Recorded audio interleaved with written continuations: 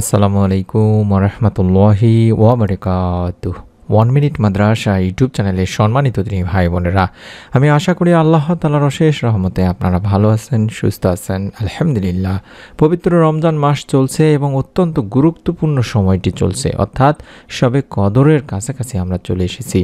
আজ 25 রোজা থেকে শুরু করে 29 রোজা পর্যন্ত কষ্ট করে এই ছোট্ট একটি দোয়া অবশ্যই পড়বেন। আল্লাহ তাআলা আপনার জীবনের সমস্ত গুনাহ মাফ করে আপনাকে গায়েবী ধন সম্পদ দান করবেন। মনের মধ্যে বিশ্বাস নিয়ে আমলটি করবেন, এই উদ্দেশ্যে বা নিয়ত করে ভিডিওটি দেখুন। পুরো রমজান মাস ফজিলত ও বরকতে পূর্ণ।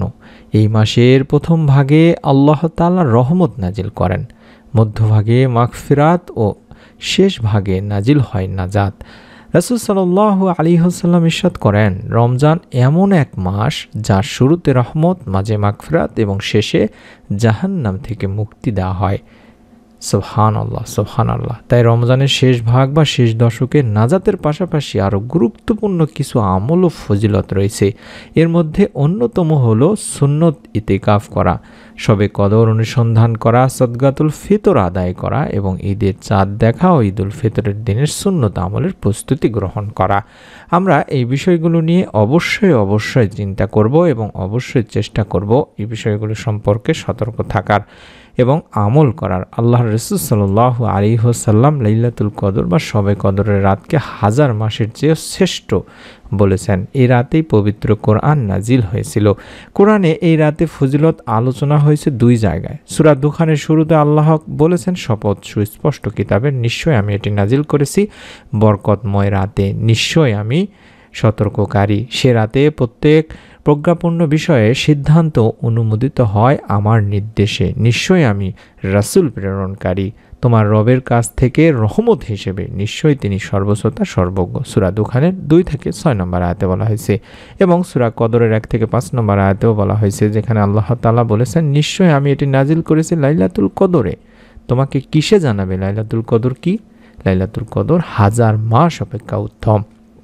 সে রাতে ফেরেশতা ও রূহ অর্থাৎ জিবরাইল আলাইহিস সালাম তাদের রবের অনুমতিক্রমে সকল সিদ্ধান্ত নিয়ে অবতরণ করে। শান্তিময় সেই রাত ফজরের সূচনা পর্যন্ত। সূরা কদরের 1 থেকে 5 পর্যন্ত।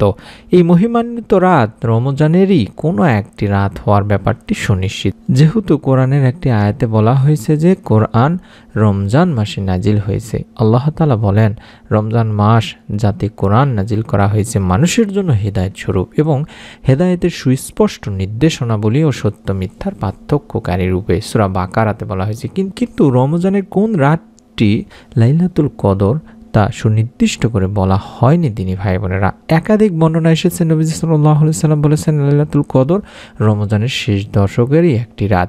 সে কারণে তিনি রমজানের শেষ 10টি দিনই ইতিকাফে কাটাতেন। এছাড়াও কিছু বর্ণনা নবী করিম সাল্লাল্লাহু আলাইহি ওয়াসাল্লাম রমজানের শেষ দশকে বেজোর রাতগুলোতে লাইলাতুল কদর তালাশ করা বা খোঁজার নির্দেশ দিয়েছেন।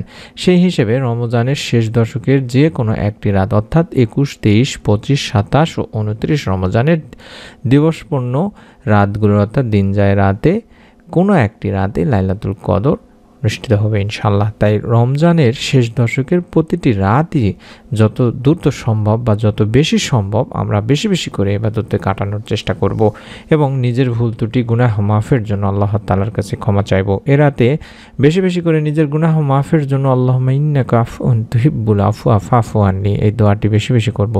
এই দোয়াটির মাধ্যমে আমরা বলছি, হে আল্লাহ, আপনি ক্ষমাশীল, আপনি ক্ষমা করতেই ভালোবাসেন, তাই আপনি আমাকে ক্ষমা করুন। অত্যন্ত চমৎকার একটি দোয়া দিনী ভাই বোনেরা। আয়েশা রাদিয়াল্লাহু তাআলা আনহা থেকে বর্ণিত হয়েছে, আল্লাহ রাসূল সাল্লাল্লাহু আলাইহি ওয়াসাল্লামকে তিনি জিজ্ঞাসা করেছিলেন, আমি যদি কদরের রাত পেয়ে যাই তবে কি দোয়া পড়ব? আল্লাহ রাসূল সাল্লাল্লাহু আলাইহি ওয়াসাল্লাম তাকে এই দোয়াটি পড়ার পরামর্শ দিয়েছিলেন।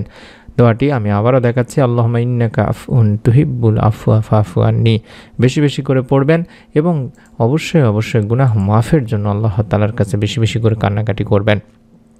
যারা বেশি গুনাহ করেছেন, পাপ করেছেন, তারা হতাশ হবেন না। আল্লাহ তাআলা নিজেই তা বলেছেন যে, হে আমার বান্দারা, যারা নিজেদের উপরে জুলুম করেছো, তোমরা আল্লাহর রহমত থেকে নিরাশ হও না, নিশ্চয়ই আল্লাহ সব গুনাহ মাফ করেন, তিনি ক্ষমাশীল, পরম দয়ালু। সুবহানাল্লাহ। এবং এক হাদিসে হযরত আবু হুরায়রা রাদিয়াল্লাহু তাআলা আনহু থেকে বর্ণিত আছে, রাসূল পাক সাল্লাল্লাহু আলাইহি ওয়াসাল্লাম বলেন, তোমরা যদি পাপাচার করতে, এমনকি তোমাদের পাপ আকাশের সীমা পর্যন্ত পৌঁছে যেত, অতঃপর তোমরা তওবা করতে, তাহলে আল্লাহ অবশ্যই তোমাদের তওবা কবুল করবেন। সুবহানাল্লাহ, সুবহানাল্লাহ। তাই অবশ্যই মনের মধ্যে কোনো দ্বিধা না রেখে বেশি বেশি করে এই দোয়ার আমল করবেন, অন্তত 3 বার পড়বেন।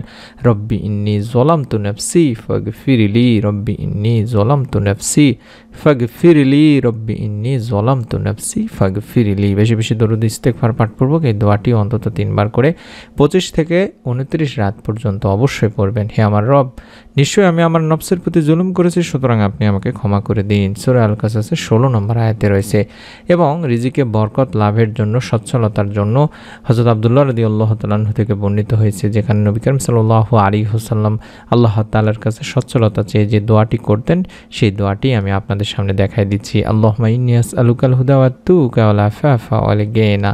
আল্লাহুম্মা ইন্নী আসআলুকাল হুদা ওয়াত তুকা ওয়াল আফাফা ওয়াল গিনা। আল্লাহুম্মা ইন্নী আসআলুকাল হুদা ওয়াত তুকা ওয়াল আফাফা ওয়াল গিনা। আল্লাহুম্মা ইন্নী আসআলুকাল হুদা ওয়াত তুকা ওয়াল আফাফা ওয়াল গিনা। এই দোয়াটি অন্তত 3 বার এইভাবে পাঠ করবেন। হে আল্লাহ, আমি তোমার কাছে হেদায়েত, তাকওয়া, নিষ্কলুষতা ও সচ্ছলতার জন্য প্রার্থনা করছি। সহিহ মুসলিম শরীফের সহিহ হাদিস। আমি অনুরোধ করব, এই 25 থেকে 29 পর্যন্ত আপনারা অবশ্যই অবশ্যই প্রত্যেক রাতে বিশেষ করে তারাবির নামাজ আদায় করার পরে আপনারা অবশ্যই কম করে হলেও 3 বার করে দোয়াটি পাঠ করবেন। এবং অবশ্যই আল্লাহ তাআলার কাছে আপনার গুনাহের জন্য মাপ চাইবেন। আপনার জীবনে করা যত গুনাহ করেছেন সব গুনাহের জন্য মাপ চাইবেন এবং অবশ্যই রিজিকে বরকত চাইবেন। আমরা দোয়া করি, আপনারা নিয়ত করে আমলটি করুন। রব্বুল আলামিন ইনশাআল্লাহ আপনাকে নিরাশ করবেন না। নতুন আমলের ভিডিও অবশ্যই মিস না করতে চাইলে আমাদের চ্যানেলটি সাবস্ক্রাইব করে বেল বাটনটি অন করে রাখার অনুরোধ করছি। সকলে ভালো থাকুন, সুস্থ থাকুন। নতুন ভিডিও দেখার আমন্ত্রণ জানাচ্ছি। আসসালামু আলাইকুম ওয়া রাহমাতুল্লাহি ওয়া বারাকাতুহু।